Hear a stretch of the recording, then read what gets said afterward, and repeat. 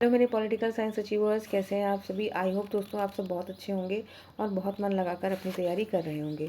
दोस्तों मैं लेकर आई हूँ आज आपके लिए असिस्टेंट प्रोफेसर परीक्षा में जो सामान्य ज्ञान का फर्स्ट पेपर होना है, जिसके 30 क्वेश्चंस आएंगे जो सभी के लिए इक्वल रहने वाले हैं, एक जैसे रहने वाले हैं। उसी पेपर का प्रैक्टिस सेट 4। दोस्तों 3 प्रैक्टिस सेट हम ऑलरेडी कर चुके हैं, चैनल पर पढ़े हैं, आप उन्हें भी जाकर देख सकते हैं। तो दोस्तों आप चलिए इस सेट को सॉल्व करते हैं और साथ ही साथ आपकी जो स्कोरिंग रहेगी वो आप मुझे बताइएगा। आपको पता चलेगा कि आपकी फर्स्ट पेपर की तैयारी कितनी कंप्लीट हो चुकी है। ठीक है, तो चलिए सबसे पहले देखते हैं पहला क्वेश्चन। मात्रात्मक शोध में मुख्य व्यवस्थाएं हैं।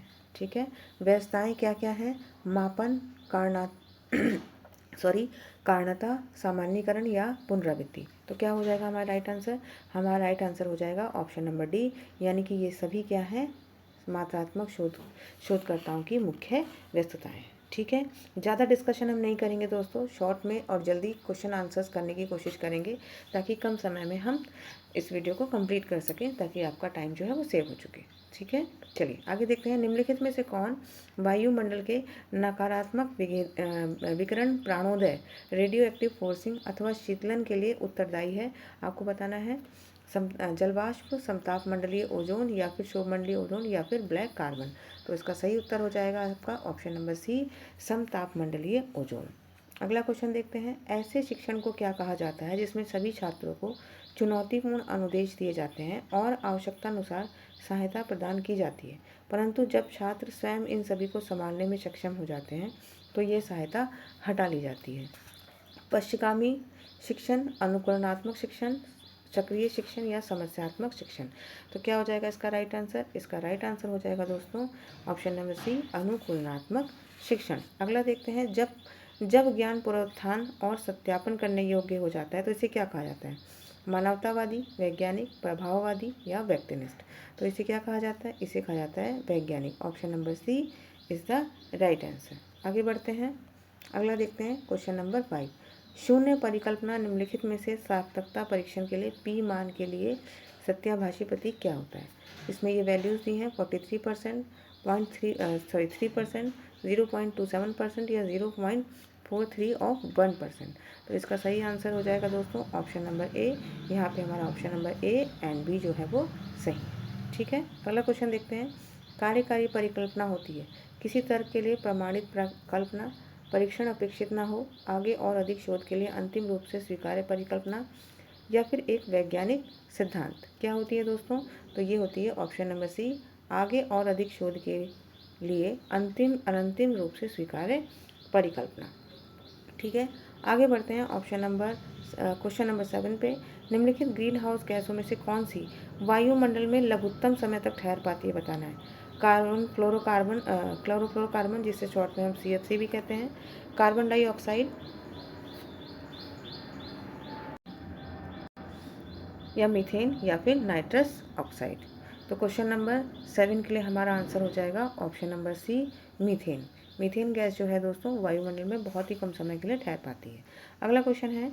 निम्नलिखित में से किसको गौण वायु प्रदूषक माना जाता है? Nitric oxide, ozone, sulphur dioxide या फिर कार्बन मोनोऑक्साइड। तो क्या हो जाएगा इसका सही आंसर? इसका सही आंसर हो जाएगा ऑप्शन नंबर बी, ओजोन। ठीक है, गौण वायु प्रदूषक इसे माना जाता है।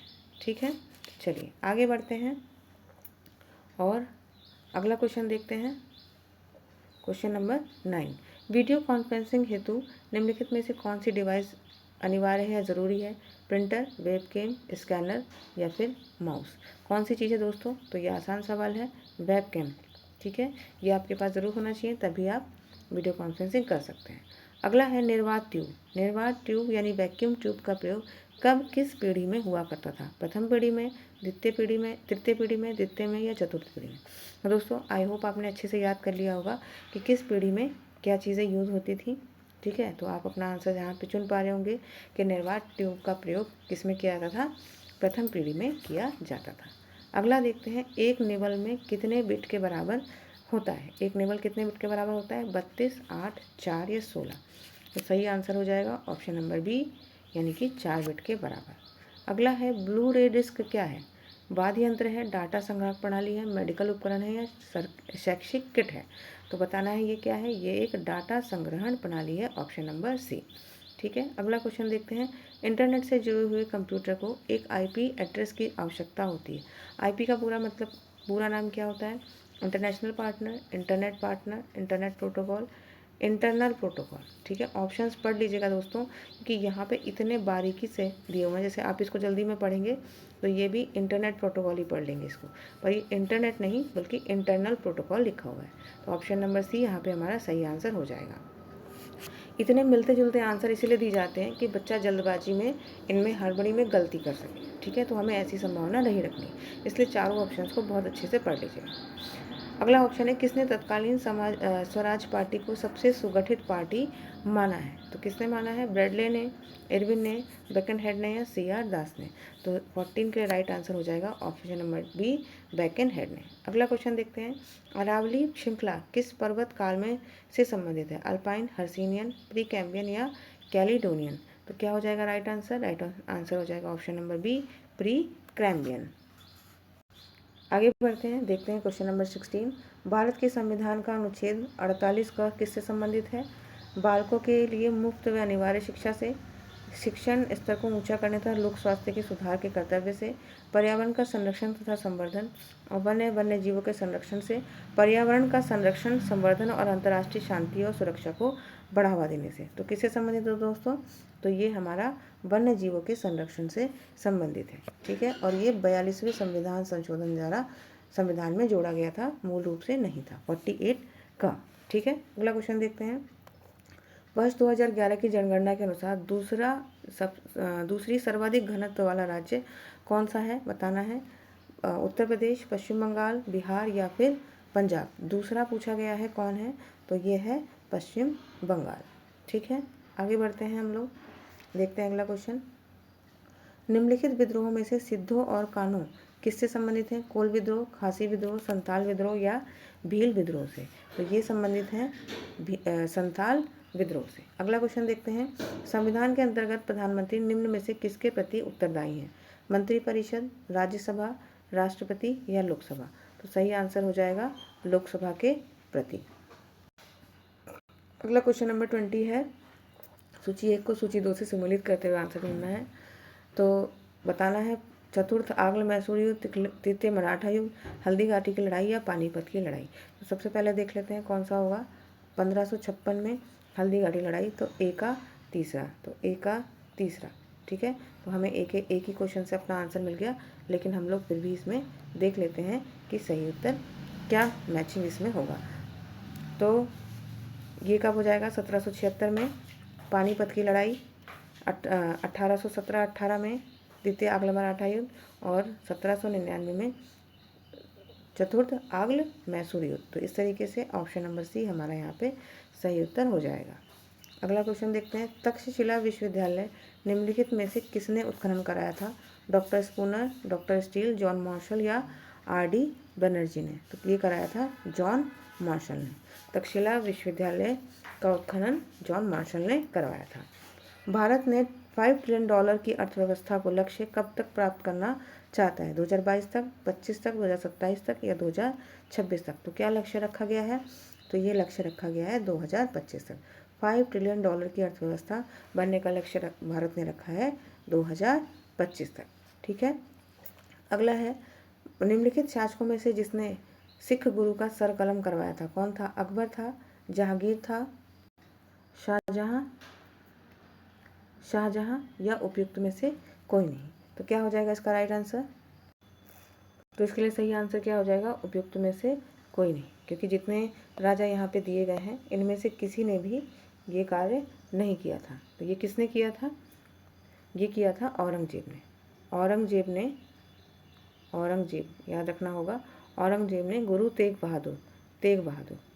बहादुर का सर कलम करवाया था। इनके बारे में कहा जाता है सर दिया किंतु सार नहीं दिया। ठीक है, अगला क्वेश्चन देखते हैं, पंचायती राज की अनुशंसा किसने की थी? 1935 अधिनियम ने, 1942 के कृषि मिशन द्वारा, 1947 के भारतीय स्वतंत्रता अधिनियम द्वारा या बलवंत राय मेहता समिति द्वारा? तो सही उत्तर सभी को पता होगा, बलवंत राय मेहता समिति 1957 द्वारा। ठीक है, अगला क्वेश्चन देख लेते हैं, स्वतंत्रता संग्राम के दौरान क्रांतिकारियों द्वारा की गई हत्याओं का सही कालक्रम लगाना है। ये थोड़ी सी जो प्रश्न है थोड़ा सा टफ है, ठीक है। इस तरीके के 1-2 प्रश्न आपको ज़रूर देखने को मिलेंगे जो आपको मुश्किल लगेंगे, ठीक है। चलिए देख लेते हैं इसके बारे में क्या आंसर इसका सही होगा। तो इसका सही आंसर हो जाएगा दोस्तों 25 का बी, यानी कि सबसे पहले देख लेते हैं क्या हुआ। 4 यानी कि WC रैंड की हत्या हुई थी। इसमें क्या हुआ था, चापेकर बंधुओं द्वारा 1800 कब 1897 में चापेकर बंधु द्वारा WC रैंड की हत्या की गई थी और ये इसे यूरोपियों की भारत में प्रथम राजनीतिक हत्या भी कहा जाता है, जिसके द्वारा चापेकर बंधु द्वारा WC रैंड की हत्या को, ठीक है। उसके बाद दूसरा देखते हैं। उसके बाद मदनलाल डीगरा ने 1909 में सर कर्जन वाइली की गोली मारकर हत्या कर दी थी। सर कर्जन वाइली की 1909 में किसने करी थी, मदनलाल डीगरा ने इनकी गोली मारकर हत्या कर दी थी। उसके बाद देखते हैं अगला।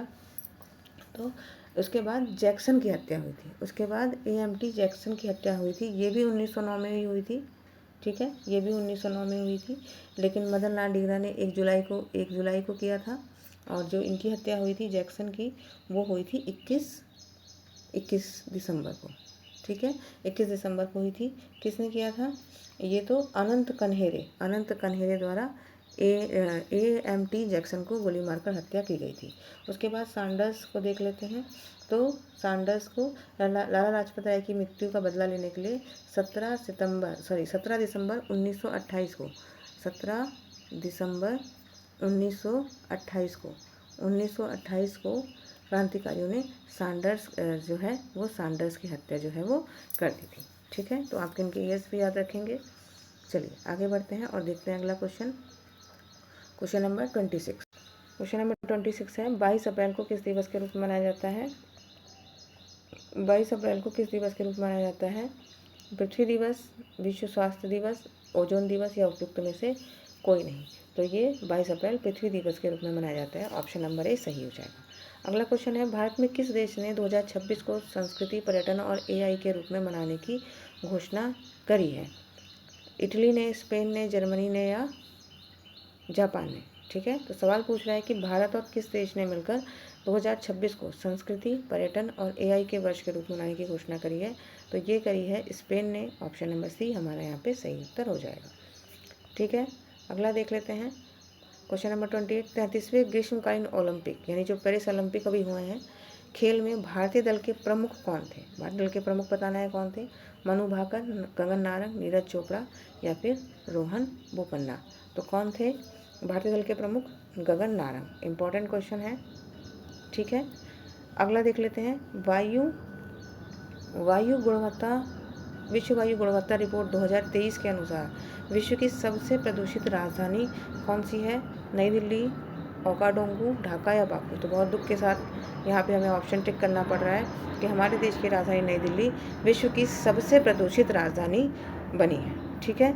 अगला है SDG इंडिया इंडेक्स 2023-24 में सर्वाधिक सुधार करने वाला राज्य कौन सा है, हरियाणा, सिक्किम, उत्तराखंड या उत्तर प्रदेश। यानी कि सबसे अच्छा परफॉर्मेंस किस राज्य का रहा है, सुधार किसने किया है। नंबर 1 पे रैंकिंग नहीं पूछ रहा है, बल्कि पूछ रहा है कि किसने अच्छा सुधार प्रदर्शित किया है। तो ये किया है उत्तर प्रदेश ने, ठीक है।